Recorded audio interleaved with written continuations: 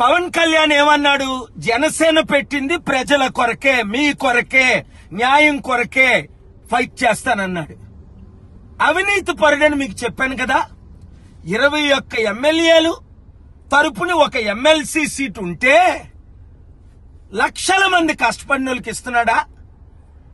కోట్ల రూపాయలు ఖర్చు పెట్టిన నాయకులకు ఇస్తున్నాడా?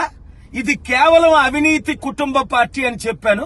ఇప్పుడు వాళ్ళ అన్న అయిన నాగబాబుకి హైదరాబాద్ లో ఉన్న యాక్టర్కి తీసుకొచ్చి మనలందరినీ తాకడ పెడుతున్నాడు. జన సైనికులారా, ఆయన మారడు, మీరు మారొద్దా? బయటికి రండి, ప్రజాశాంతి పార్టీలో చేరండి. ఈ కుటుంబ కుల అవినీతి అగ్రవర్ణ పార్టీలకి గుడ్ బై చెప్దాం.